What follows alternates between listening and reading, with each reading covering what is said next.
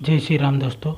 मैं बार बार आप लोग को यही समझाता हूँ कि मुसलमान कभी भी हमारा दोस्त नहीं हो सकते, क्योंकि हम काफिर हैं और काफिर को दुनिया से ख़त्म करना उसका मकसद है। अब आप लोगों के लिए जो कहानी बताने जा रहा हूँ, इनका नाम है जोगेंद्र नाथ मंडल, जो कि पाकिस्तान के पहले कानून मंत्री थे। इन्हें भी भाईचारे का कीड़ा बार बार काट रहा था, तो बस आगे की वीडियो आप लोग पूरी जरूर देख लीजिएगा। मैं जोगेंद्र नाथ मंडल हूँ। संभव है कि आप लोगों ने मेरा नाम नहीं सुना होगा, क्योंकि इतिहास लिखने वालों ने मुझे जानबूझकर हाशिए पर डाल दिया है। लेकिन हमेशा से ऐसा नहीं था। एक समय मैं सामाजिक और राजनीतिक पटल के केंद्र पर था। मैं वंचित वर्ग का बड़ा प्रतिनिधि और डॉक्टर अंबेडकर के साथ प्रभावी नेता था। आपको आश्चर्य हो सकता है कि मैं बंटवारे के बाद पाकिस्तान का पहला कानून मंत्री बना था, लेकिन 1950 में मैं अपना इस्तीफा देकर भारत लौट आया और 1968 में गुमनामी में मर गया। मैं अपनी कहानी इसलिए नहीं सुना रहा हूं कि लोग मुझे याद करें। मैं ये बिल्कुल भी नहीं चाहता। सच तो ये है कि मैं अपने जीवन को भुला देना चाहता हूँ। मैं ये कहानी इसलिए सुना रहा हूँ क्योंकि इतिहास अपने को दोहराने की फिराक में है। एक ऐसा भयावह और काला इतिहास जिसने भारत को नोच खाया। मैं उस इतिहास का एक महत्वपूर्ण हिस्सा हूँ।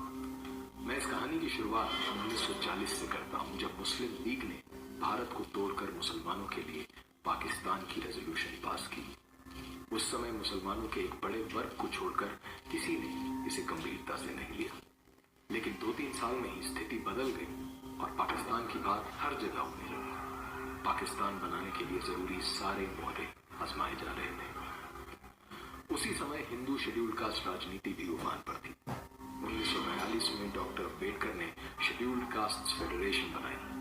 मैं फेडरेशन के सबसे प्रभावी नेताओं में से था। जहां डॉक्टर अंबेडकर हिंदुओं और मुसलमानों को अलग अलग जीवन धाराएं मानते थे और कहते थे कि इस्लाम की नजर से एक सच्चा मुसलमान कभी भी भारत को अपनी मातृभूमि और किसी हिंदू को अपना भाई बंधु नहीं मान सकता, मेरा दृष्टिकोण कुछ अलग था। मैं समाज को केवल राजनीतिक और आर्थिक आधार पर देखता था। मैं मानता था कि क्योंकि अधिकतर शेड्यूल कास्ट हिंदू जातियां और मुसलमान आर्थिक और शैक्षिक दृष्टि से पिछड़े हुए हैं, तो ये दोनों एक समान हैं। दोनों मिलकर एक राजनीतिक ताकत बन सकते हैं। शायद मेरी इसी सोच को जानकर उसका फायदा मुस्लिम लीग ने उठाया। 1943 में मुस्लिम लीग ने मेरी ओर हाथ बढ़ाया और मैंने अपने सारे एमएलएज के साथ लीग का समर्थन कर दिया। मुस्लिम लीग के नेता मुझे आश्वस्त करते रहे कि पाकिस्तान में शेड्यूल्ड कास्ट हिंदुओं को सामान्य से भी ज्यादा अधिकार होंगे। तथापि मैं समझता था कि पाकिस्तान की मांग केवल सौदेबाजी के लिए है। मुसलमान देश को तोड़ने के लिए कभी तैयार नहीं होंगे। इसी सब घटना चक्र में 16 अगस्त 1946 का काला दिन आ पहुंचा, जब मुस्लिम लीग ने कलकत्ता में डायरेक्ट एक्शन किया। हिंदुओं का भयानक नरसंहार हुआ। गुस्साए हिंदुओं ने मुझे मुस्लिम लीग से अलग होने को बोला, लेकिन मैंने न केवल समर्थन जारी रखा, मैंने शेड्यूल कास्ट हिंदुओं को दंगों से अलग रहने को बोला। इससे हिंदुओं का नरसंहार आसान हो गया। अक्टूबर में नोवाखाली में डायरेक्ट एक्शन हुआ। मेरी खुद की जाति सहित शेड्यूल कास्ट के हजारों हिंदू मारे गए। हिंदुओं का धर्म परिवर्तन और हिंदू महिलाओं के बलात्कार हुए। इतना ही नहीं, दंगों के बाद मुस्लिम लीग के खिलाफ आए अविश्वास प्रस्ताव को हराने के लिए मैंने समर्थन भी जुटाया। बंगाल जलता रहा, लेकिन मैं मुस्लिम लीग का साथी बना रहा। 14 अगस्त 1947 का दिन भी आ ही पहुंचा, जब मेरी राजनीतिक समझ के विपरीत मुस्लिम लीग पाकिस्तान बनाने में सफल हो ही गई।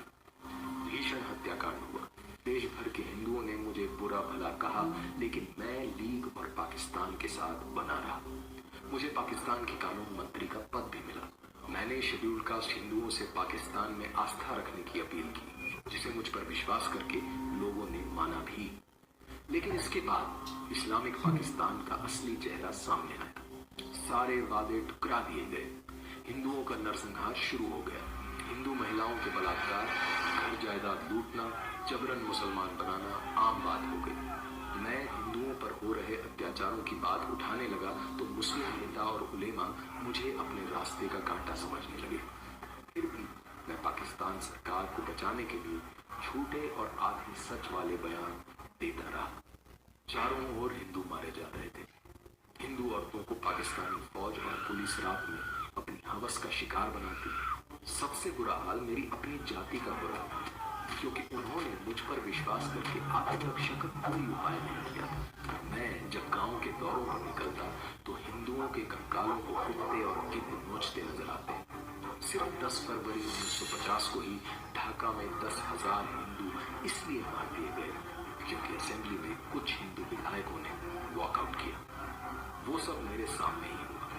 मुझे समझ आ गया कि इस्लामिक पाकिस्तान में हिंदू काफिर जिम्मी से ज्यादा कुछ नहीं है। काश मुझे ये बात तब समझ आ जाती जब डॉक्टर अम्बेडकर ने एकदम खुलकर और साफ शब्दों में कही थी। लेकिन तब मुझे समाज का सांस्कृतिक पहलू नजर नहीं आता था। समाज को केवल राजनीतिक और आर्थिक चश्मे से देखने की आदत थी। बहरहाल अपना सब कुछ लुटाकर 8 अक्टूबर 1950 को मैं पाकिस्तान में अपना इस्तीफा देकर अपने देश भारत लौट आया। लेकिन छोड़ आया उन हिंदुओं को मरने और बदतर जीवन जीने के लिए जो मेरे मिथ्या स्वप्न की भेंट चढ़ गए। वीडियो को पूरा देखने के लिए बहुत बहुत धन्यवाद। आशा करता हूँ कि आज की वीडियो आप सभी के लिए बहुत अच्छी लगी होगी। तो वीडियो को शेयर करना भी बनता है एवं वीडियो को लाइक और कमेंट करना मत भूलिएगा। और यदि आपने अपने चैनल को अब तक सब्सक्राइब नहीं किया है तो सब्सक्राइब भी जरूर कर लीजिएगा। वंदे मातरम, जय श्री राम।